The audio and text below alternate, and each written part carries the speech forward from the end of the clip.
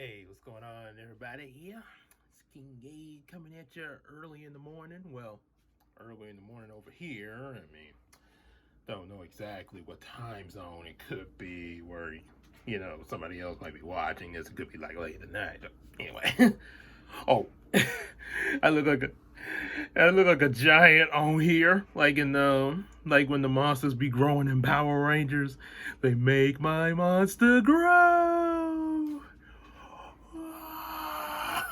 I, oh, one second before I start, I gotta do this.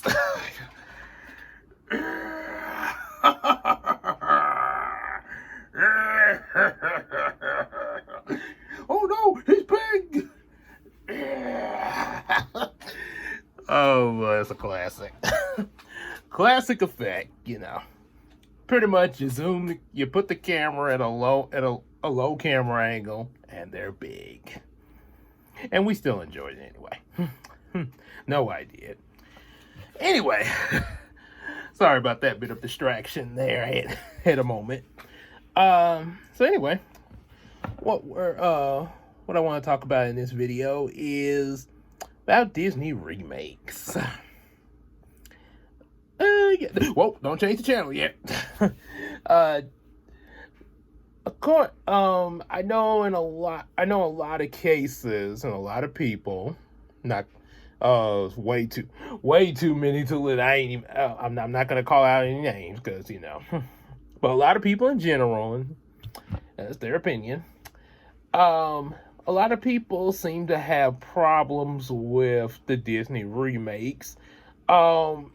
And one reason in particular that actually makes a lot of sense, and it's understandable, is the whole thing with the attachment to, of course, the OG, especially a lot of your Disney animated movies, like Aladdin, Lion King, stuff like that, because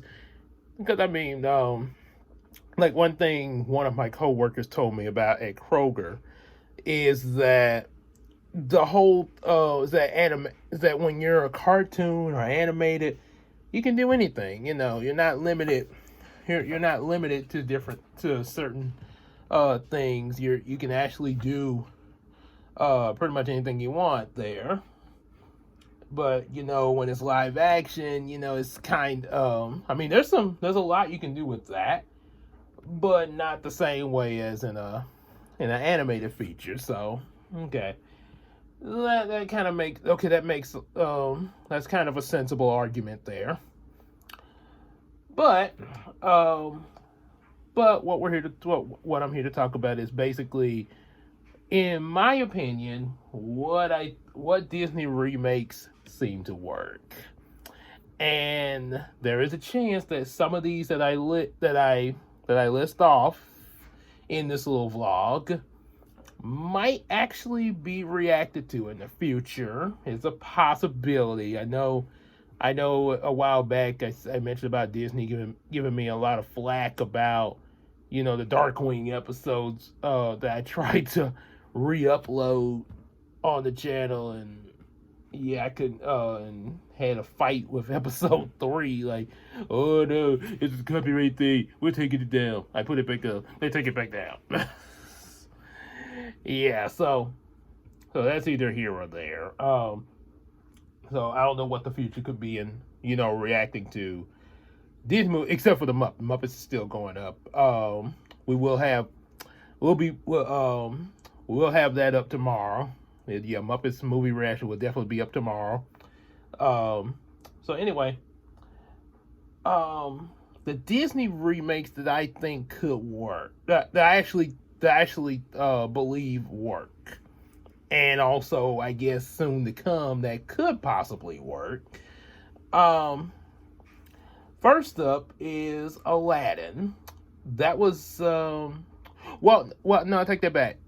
The first Disney remake I actually saw was Cinderella. Cinderella actually did work. It was a really pretty remake. It did have a lot going for it. One of the things that really was they really emphasized in the Cinderella remake was about having courage. They really went heavy on that. Have courage and be kind. Because you be courageous. When you have to stand up for yourself, you definitely should do that. But don't forget to be kind. Being courageous doesn't mean is not, oh, hey, you ain't gonna mess with me. I'm gonna be mean to you. No, you still be nice. Just like, say, for example, Superman or Captain America. They are very courageous figures, and but they're still kind. Yep. So yeah, Cinderella really had that going for it.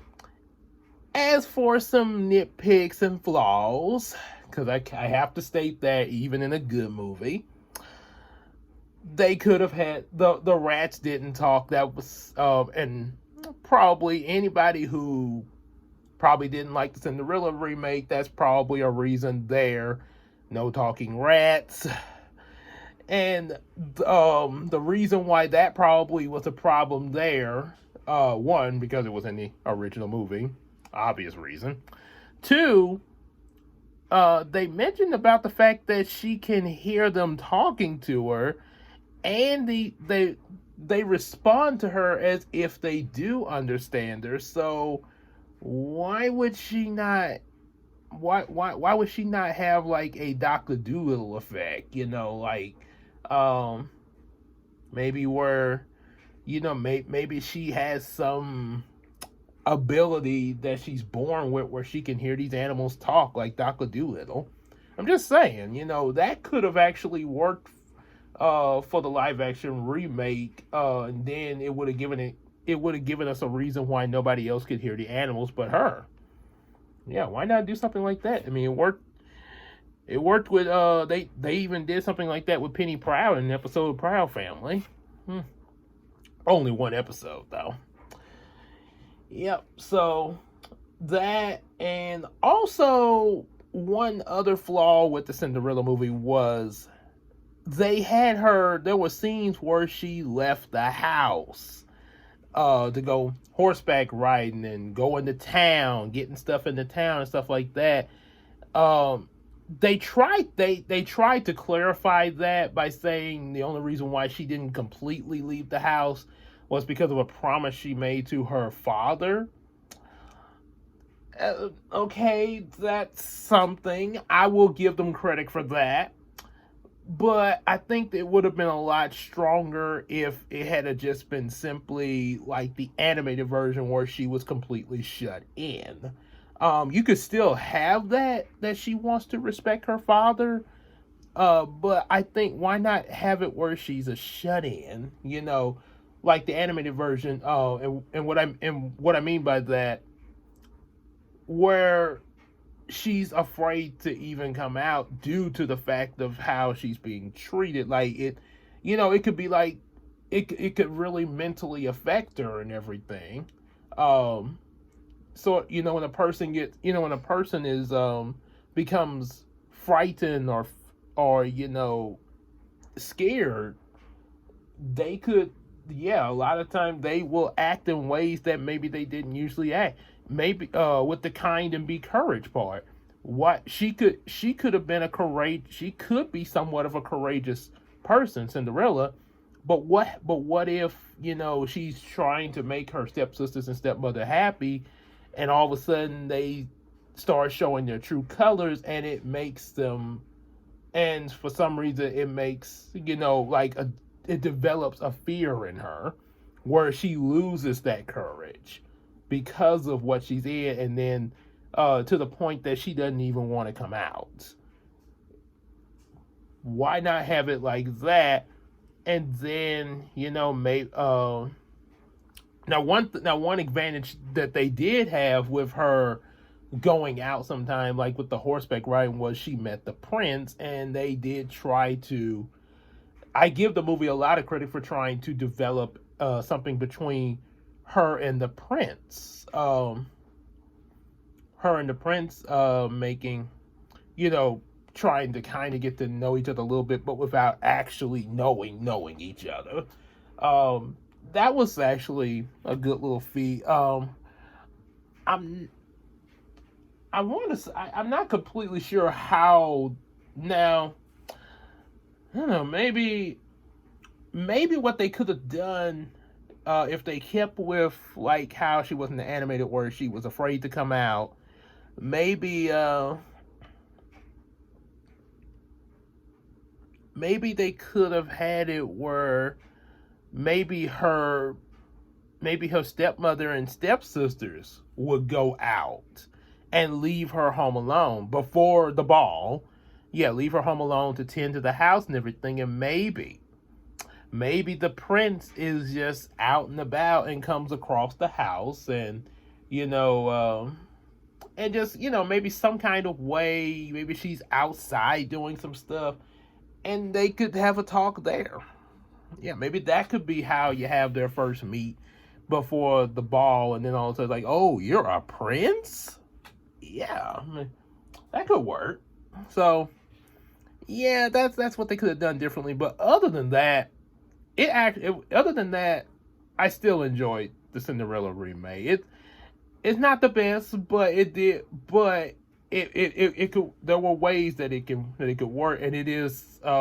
You definitely still should check it out there if you hadn't seen it already. You definitely should check it out and give it a chance, because it's still worth it. For what they did do, and there is some effort put into that movie. Another Disney remake, second Disney remake that I remember seeing was Aladdin, of course. I saw Aladdin and Lion King. Those two remakes are really good. And I know somebody don't change the channel. Aladdin. I really enjoyed the Aladdin remake. A lot of stuff about it, and I know some people are really gonna. And I can't think who I heard say this. Oh, they're gonna hate me for this. The Aladdin remake actually, for me, worked.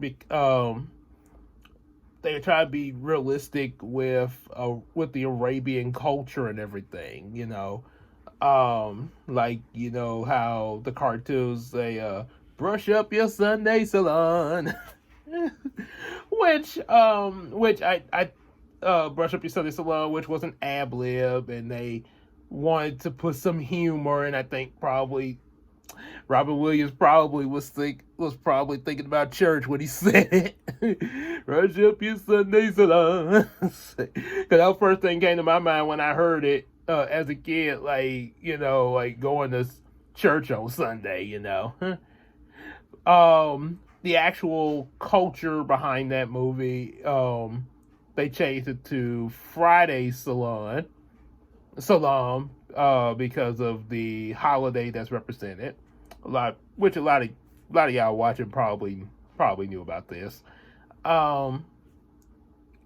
Another is with the actors. The actors are actually a lot of people say that the actors didn't do such a good job. I see them that they actually did a good job. The actor for Aladdin, I actually believed he was Aladdin.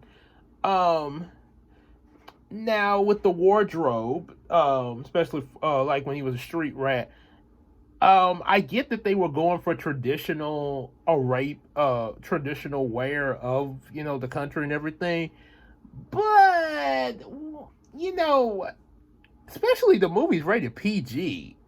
If you got away with Aladdin being open, just having a vest and having his chest out in a G-rated animated film, why could he not do that in the remake as live action?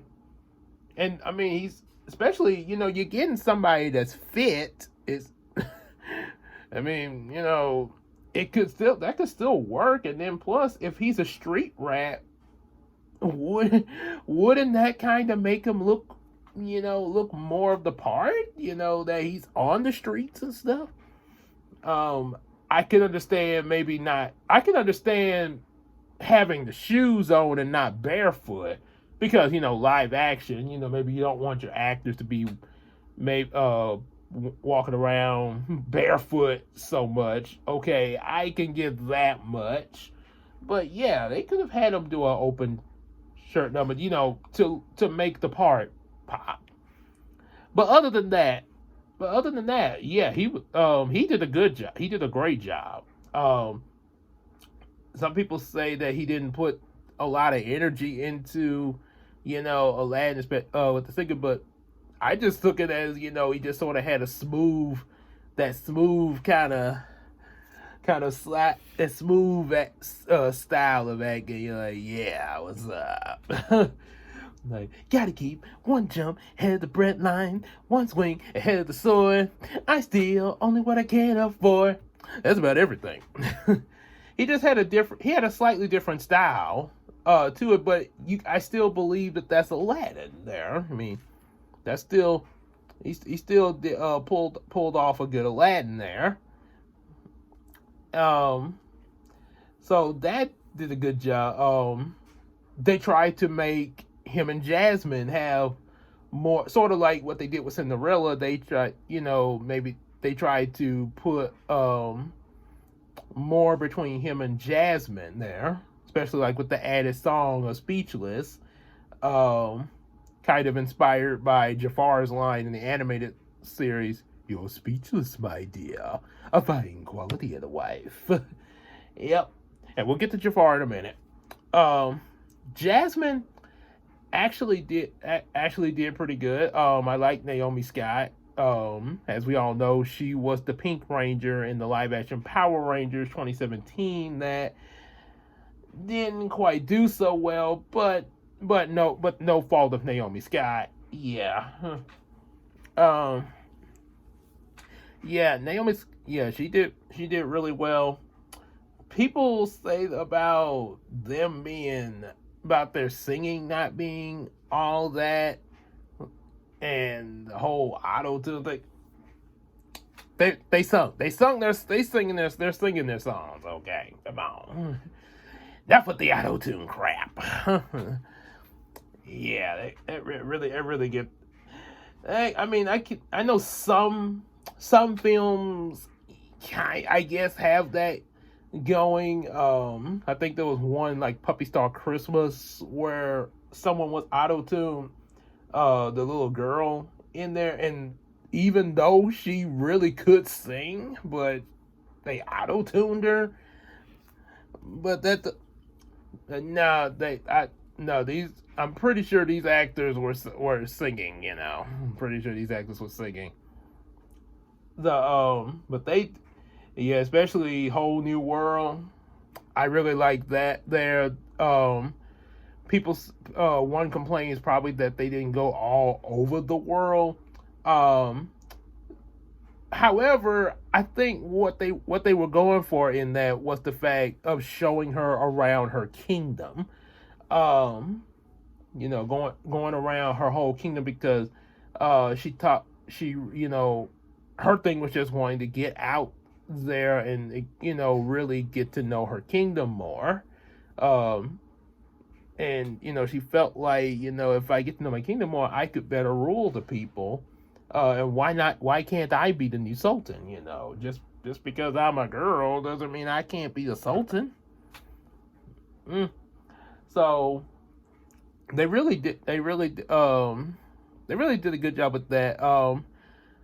I will say that it would have been nice if the Sultan, the actor that played the Sultan, I'm not sure who he is, but the direction they went with the Sultan, it was kind of okay, Jasmine, I'm not getting any younger. But I kind of think that maybe they could have added a little humor to the Sultan's part, like the way they did in the cartoon.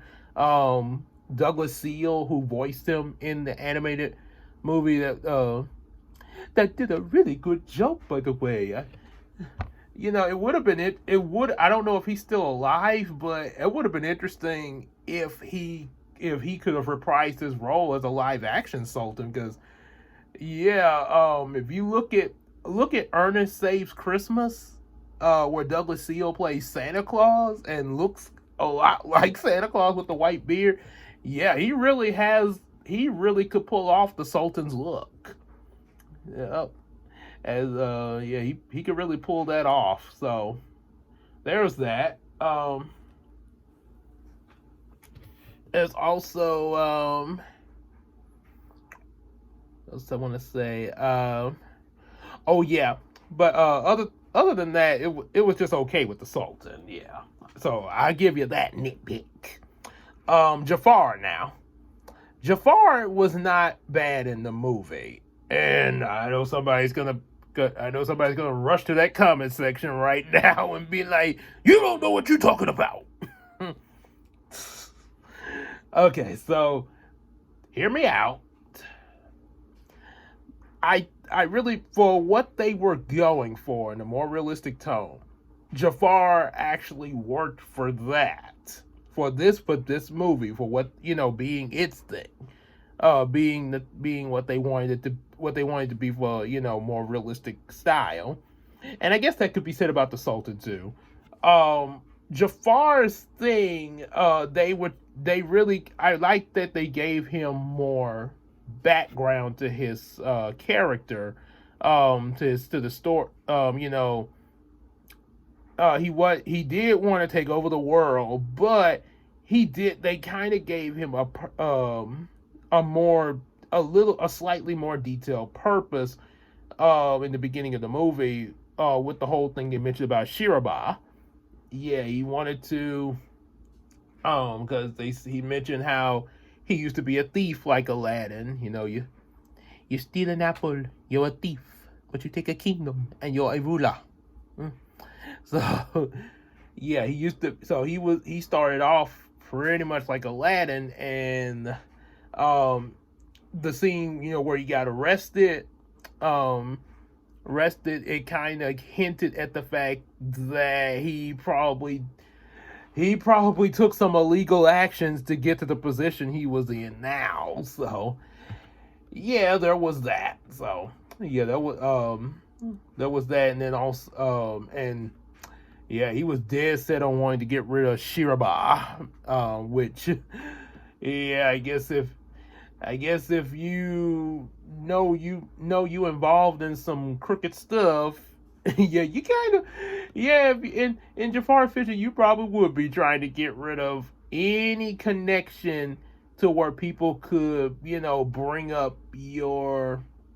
much bring up your dirt. Yeah, so yeah, there was that. And as far as his acting, I didn't think it was really bad. I mean, okay, I do understand that maybe a lot of people were expecting him to go over the top, like like the way he acted in the animated, where he was all smooth when he was in front of the soldier, like, "My life is but to serve you, my lord. His Majesty certainly has a way with dumb animals." Yep. So, and then like with when he got mad with power, "Prince Ali, yes it is he, but not that you know of him. Read my lips as you come to grips with the reality." So yeah, a lot of people were expecting that. Were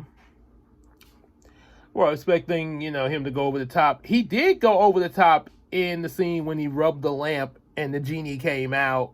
When the genie came out, bumped his head on the thing. "Hey man, why would you rub it?" And Jafar sort of made me think of Ant-Man when he reacted to the genie, sort of like when Ant-Man grew big for the first time in Captain America Civil War, like, and then Jafar's case like, yeah,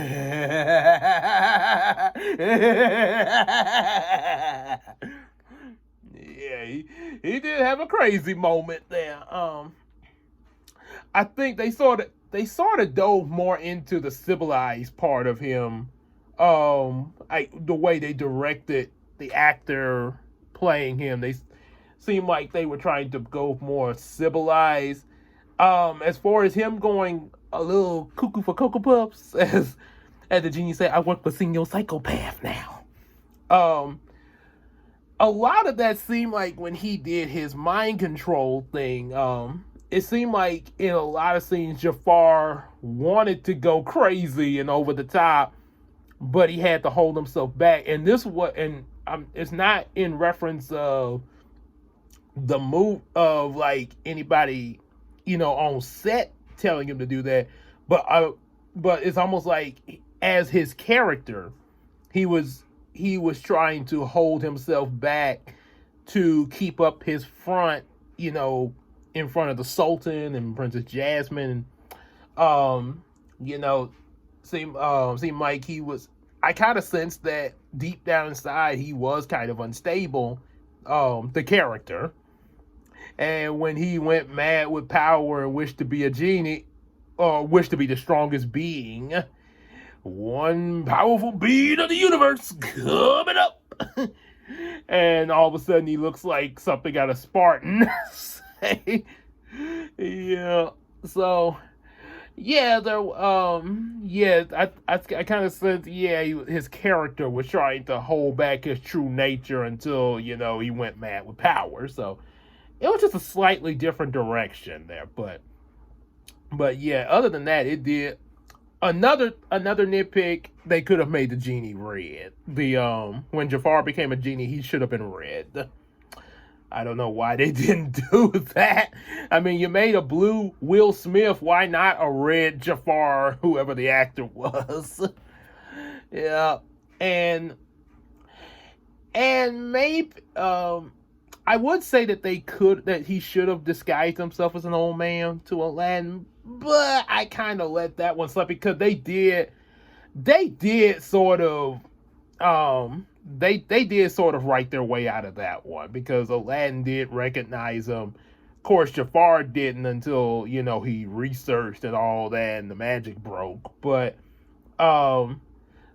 yeah, he sort of they I lost my train of thought there. But yeah, he did recognize Jafar when he saw him at the palace, and yeah, the only reason Aladdin didn't call him out because he himself was trying to stay in disguise. So yeah, they did make that make sense. When I first saw the trailer, I thought at first they were gonna do something like Jafar pretending to be Aladdin's uncle or his father, or better yet, maybe Jafar would actually be revealed to be Aladdin's father or his uncle, because there's some stories that I've watched non-Disney Aladdin where it was stated that Jafar tried to pretend to be Aladdin's uncle. Matter of fact, check out some of Fayless's Aladdin reviews.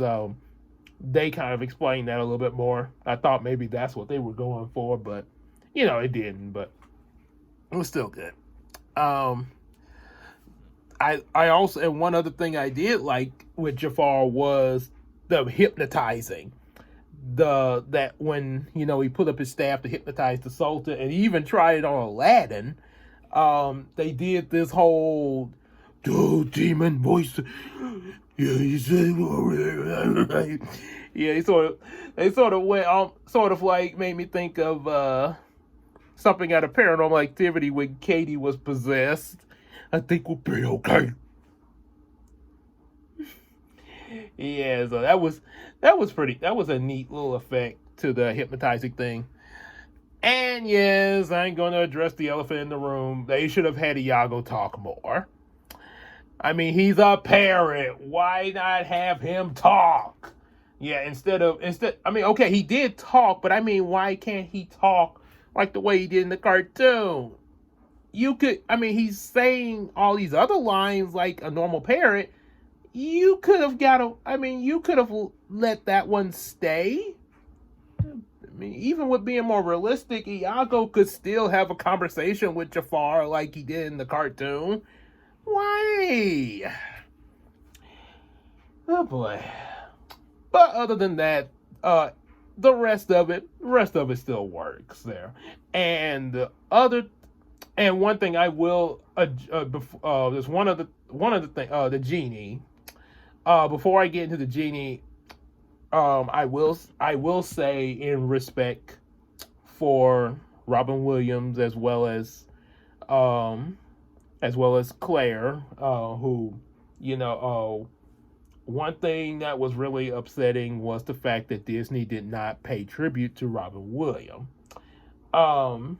Because of what happened to him and everything. They should have paid tribute they should have at least dedicated that to him. Will Smith, who took up the mantle and everything, he actually did have respect for Robin Williams. He mentioned that and I've heard him mention about how he really was honored to play this role, and that was some really big shoes for him to fill, and he gave it his own take, but still had high respects for Robin Williams. But apparently Disney didn't. You didn't give a dedication to him, Disney. That's all. Yeah, I guess they should have done that. So, and yes, there's probably going to be talk about this actor could have played Will, or could have played the genie, or this one, or this one, or this one, or if Robert Williams was still alive, he could have. Which obviously, if he was still alive, he should have reprised this role if he was alive, because a live action Robert Williams genie. That could, yes. I mean, you got the genie CGI anyway, so why not? Yeah. But regardless, this should have been a dedication to him. Yeah. So since Will Smith played the genie, he did put his own take in it.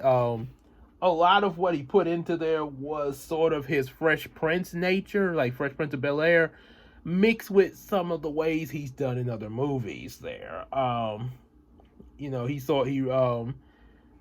Especially movies where he had to play sort of a serious character, but he also mixed it with a bit of his comedic side there, like the Fresh Prince, for example. And he actually gave us a pretty mature genie. He was still funny. He did a whole rap segment of the different songs. He actually was really the direction that they gave him to go really was not that bad. Like the whole thing, the one good joke, when Aladdin said, "Hey, can you make me a prince?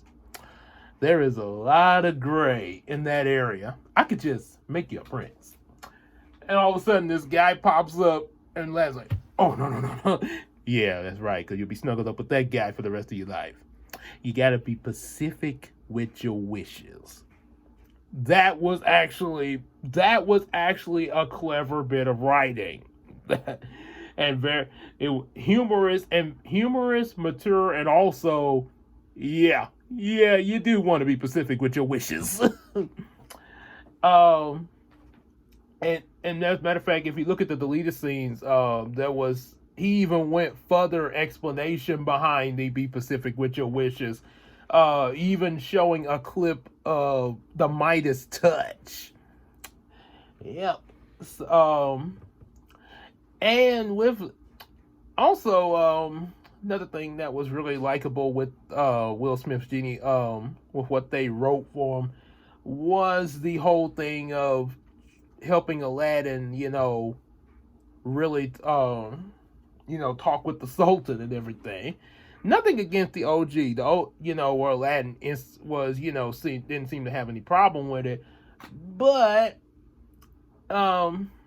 yeah, the direction they went still worked, especially with how the character was playing Aladdin. It kind of fit there. matter of fact, I even had the Aladdin novel and read it before I even got the movie. The novel that's based off of the live action version. Yeah, mm. Yeah, that. Excuse me. That was that. Sorry about that. Will Smith Genie did a really good job. Um, with his part and everything. They um really saw a lot of good things with it. The Prince Ali song, um, while it didn't come out the same way as the animated version, I do like the whole Disney. They sort of did it like a parade at Disney World kind of effect there. Um, yeah, it may have seemed a little limited there compared to the animated version. What's up with the spider? Hey. Ooh, spider's getting on my nerves, yeah. Sorry about that. The spider. As Megamind say. Oh yes, the spider. One bite from Arachnus deficus could instantly paralyze. Oh! Oh my goodness. So compared to the animated version, Prince Ali probably for a lot of people didn't seem to pop.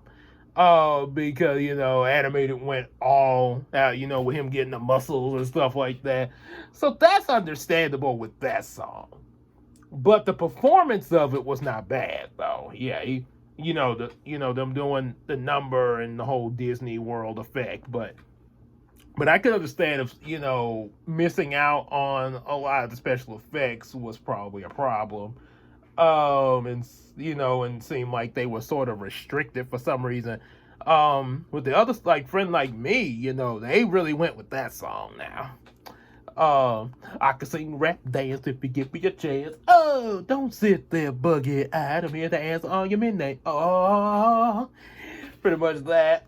I know some people might not be down with it as a rap completely. One suggestion that was made was maybe that Jack Black should have done the Genie to give it a more rock and roll vibe. Okay. Nothing against that. Nothing against that idea. Yeah. Especially, you like rock and roll more. Okay. Fair enough. So there was that. But overall, yeah, I still think Will Smith did a good job there. He did a great job at doing his take on it there. So yeah, overall live action Aladdin definitely worked. Lion King live action, I really love that. I really love that remake. Realistic animals doing a lot of the stuff that we saw in the animated movie. I heard a complaint from a certain somebody that they talk about how Africa looked like it was dead in the movie and wasn't as colorful. I'm like, what? Seriously? So yeah, I'm like, so. But yeah, they really did a really good job with the live action of Lion King.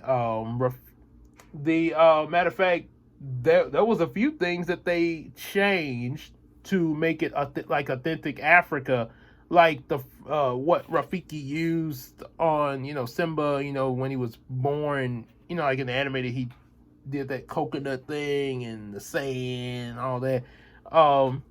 But they changed in the live action to something to a plant that was more native to Africa. There was a lot of elements of Black Panther in the live action Lion King, which then again Black Panther sort of was pulling from Lion King, which it kind of makes sense because they're pretty much similar anyway, both in Africa. one of the things that they really pulled from Black Panther movie, some of the things, one was when Rafiki did this sort of gesture on Mufasa before he got ready to present Simba, uh, which looked really neat. They sort of remind me of, how back in the biblical days, people would usually greet each other with a hug and a kiss, and it wasn't and yeah, before you say anything, guys did this too, like hug, and it wasn't trying to be funny or nothing, or a little, no, this was just a standard greeting, that was, just part of custom. It wasn't nothing, to try to, as I say, be all fruity and well, I'll just come out with and say it. They wasn't trying to be gay or anything. It was just a custom greeting. Black Panther and his father did that when they greet each other in Civil War. So yeah, pretty much like that there.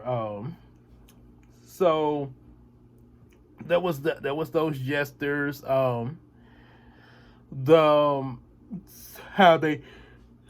it sound like they put a little bit of Black Panther in the "I Can't Wait to Be King" song.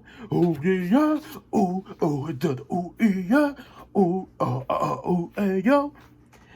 Yep, and the songs, by the way, the songs really were strong in the movie. Circle of Life, beautiful. I Can't Wait to Be King. They had the I Can't Wait to Be King. The kids playing Cub, Simba, and Nala were really good singers. They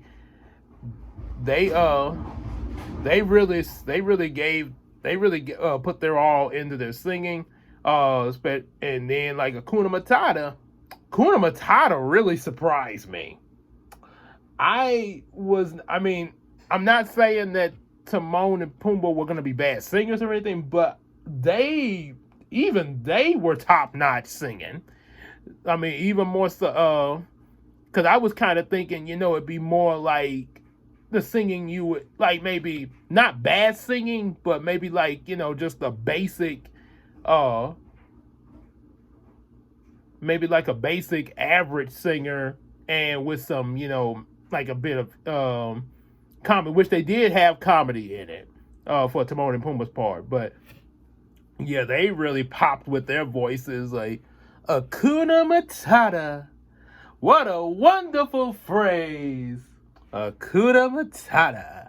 Ain't no passing craze. It means no worries for the rest of your day. And it's our problem-free philosophy.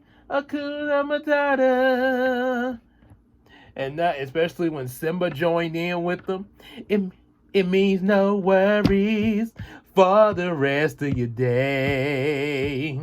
And it's our problem-free philosophy. Hakuna Matata.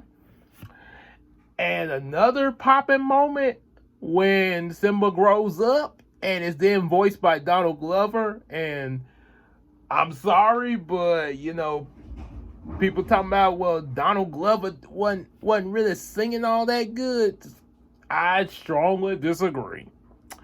It means no worries for the rest of your days.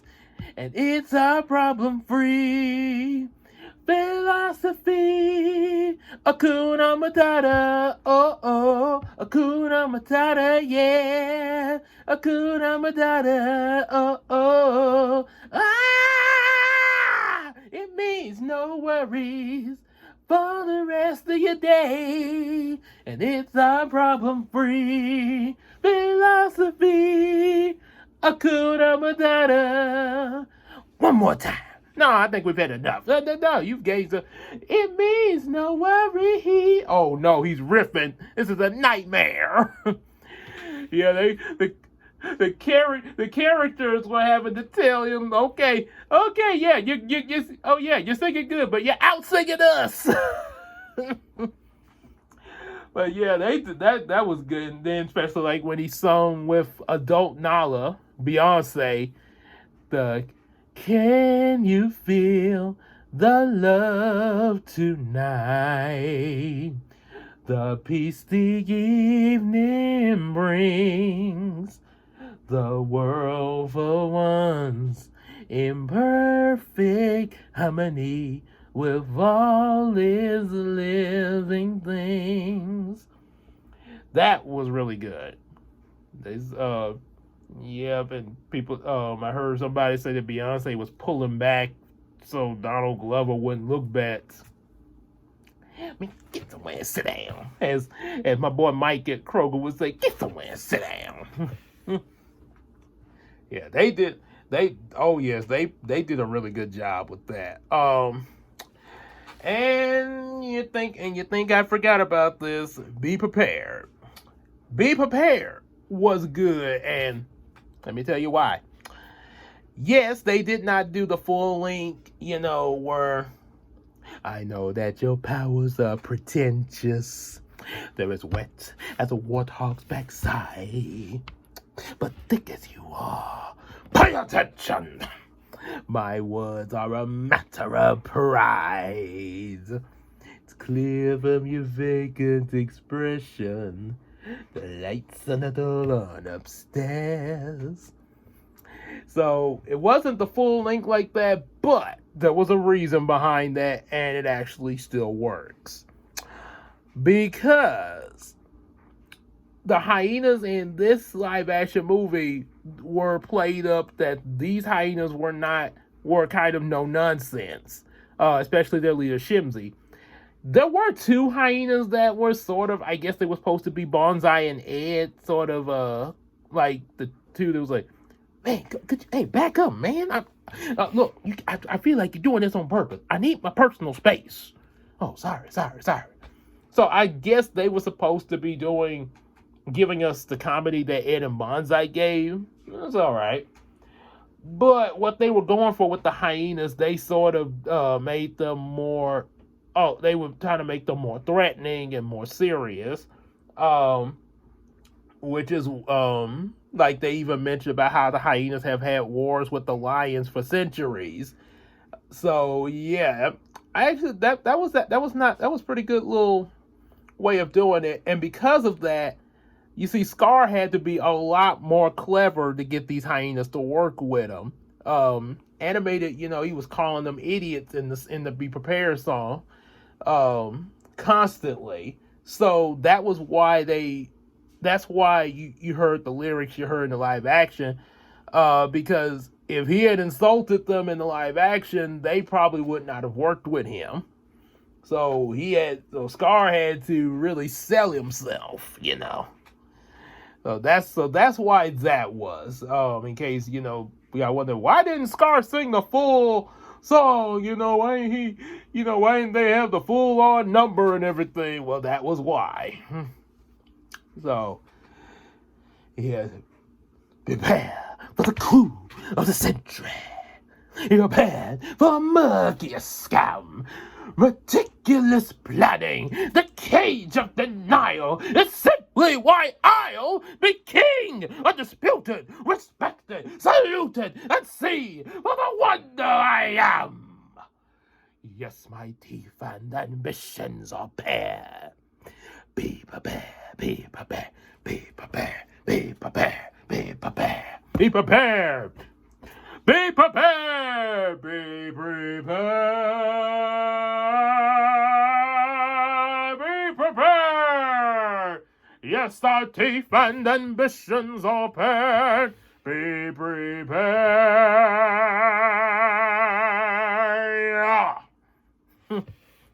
So that's why he went the route he did with that. He had to sell himself. So, And again, kudos to the actor that played him. pulling that off there. They they sort of pulled they sort of pulled a little bit of hints from some of the Lion King stories, some of the stuff in the Lion King story that wasn't mentioned in the animated movie. The whole one thing that was that was mentioned about how lions, when one becomes king, the other gets exiled instantly, but Mufasa still kept him around. So there was that there. They had mentions of that, and excuse me. Yeah, so there was that. Also, one thing that the hyenas kind of made me think of when they were chasing Simba and Nala was sort of something that came to my mind when they reminded me of Thor, the first Thor movie, when Thor and his friends went to where the frost giants were to wage war on them, and had that fight scene and all that. It sort of made me think of that. And Mufasa was like Odin showing up. Which when I saw the Thor movie for the first time, I thought of Lion King in that scene, you know. Yep. So now one thing I will give a criticism toward in the remake is the death scene of Mufasa. Long live the king.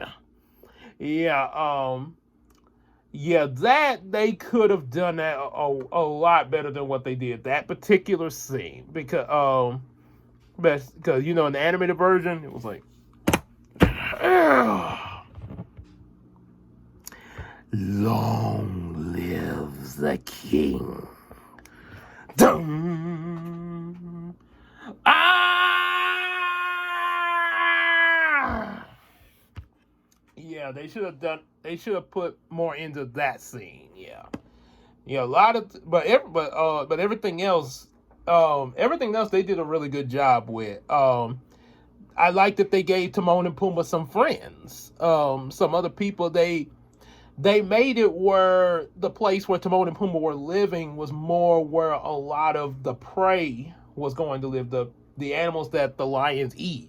There was a lot of those animals residing in this area, and that's why they were kind of scared when Simba showed up. Like, oh, I know where this gonna lead. How you gonna feed that thing?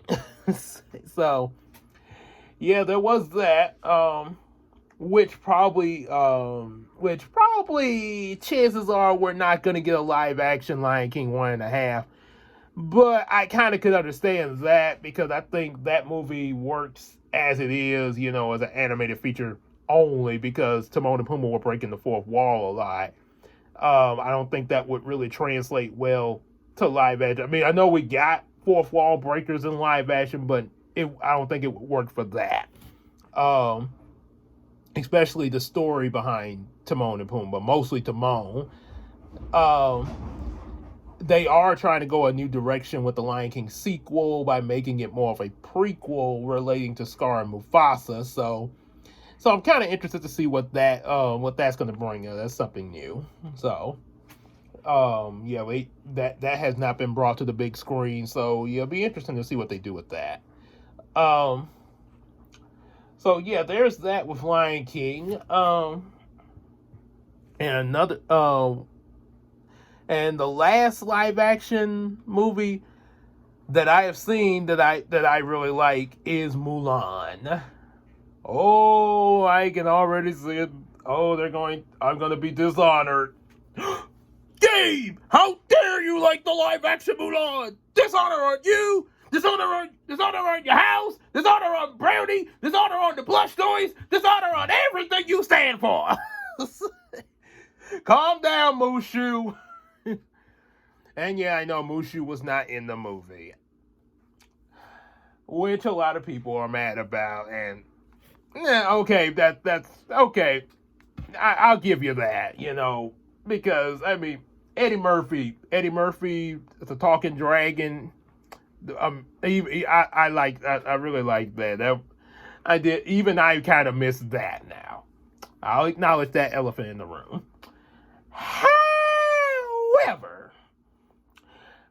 they were in their, since the live action movies are trying to be more realistic to their cultures and stuff like that, and also somewhat their original stories that these movies are based off of. I will give them credit. Mushu was a phoenix in the movie, where, and I think that's the way it was in the original Mulan story.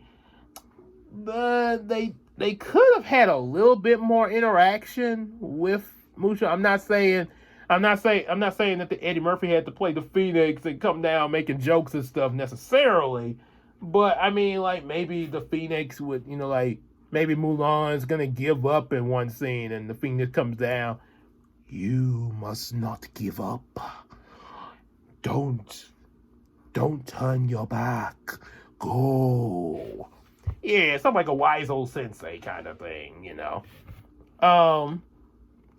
People complained about the fact that it had this whole thing with chi going on there that Mulan had, that why she was, tough as she was. I don't think that's completely a problem. I mean, I don't think that's completely a problem or anything. I know an animated series, the animated movie, I'm sorry. She was courageous to want to fight in her father's place because, father was up in age. He couldn't, he would die if he went into battle. So Mulan went in his place, obviously, despite the fact that she had no idea what she was even doing and had to practically learn how to be a soldier and everything. With this one actually was not that bad of a change. Her kind of knowing, how to defend herself, and this sort of making everybody look at her weird and stuff like that. Because I mean, it's a time period where, where that kind of thing in a young lady would be shunned. So yeah, so they still made that work, and it gave me a lot of ideas for my friend Casey, her character that will come up in Yumiko's Sword Girl. It gave me a lot of ideas for her, even though Sword Girl is Japanese and Mulan was Chinese. It still gave me a lot of ideas for that. So, yeah, that's kind of another reason why I defend Mulan a lot, because of, with Casey's Sword Girl character, I really like the whole she warrior thing, So there's that. I like the backstory they did with Mulan. Now as for the villain, they had the fact that he had this witch that he was working with. That was not a completely bad idea. I mean, okay, because you did have sorcery going on in those times. I mean, hello, you got Jafar and Aladdin, so why not have a witch, Some people complained about the fact that maybe they were trying to overemphasize the girl power thing too much. I don't think that was really the case. I think it's just, it sort of emphasized the point of how, people's perspective of a lady in this movie, and maybe that's, it really emphasized on the perspective people had toward, a lady's place and all that, Sort of like another movie called Pleasantville, which might have to react to that one day in the future there, because yeah, if you hadn't heard about it, it might get a reaction. It might get a reaction in the future, but yeah, you can actually go in the comment section and ask me about it there. Yep, as far as the cheat, I don't think it was so much that Mulan. It wasn't so much that,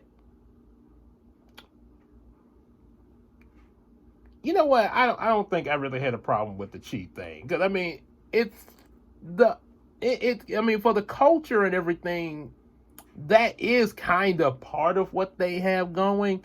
Um, that is, the whole, channel your chi and everything. Um, yeah, your chi. Now, maybe what they could have done, maybe one thing they could have done differently. Um, you could still have Mulan pretty much kick butt and everything, but maybe she there would be still, okay, like, you notice that she was kind of a klutz at times. um so maybe she would have, when she gets into the army and is trying to fight and stuff, she wouldn't be trying to hold back what she could do. Maybe she would be showing her true strength, but maybe she kind of messes up sometimes, sort of like the way she did in the cartoon. Again, you can still have her kick butt, but just maybe have her mess up a few times, and then, she sort of learns along the way, uh, you know, how, as far as like coordinating her fighting style and everything, which would give you the climax there. So yeah, that other than that, I really enjoyed the live action Mulan. Yep. So yeah, Cinderella, Aladdin, Lion King, and Mulan. They are live action remakes that really have worked so far. We know Maleficent and Beauty and the Beast live action does not work. Maleficent is the worst. Beauty and the Beast has a small bit of things going for it, but no, I still, Brownie and I still do not like that. We still like the animated version of that one better.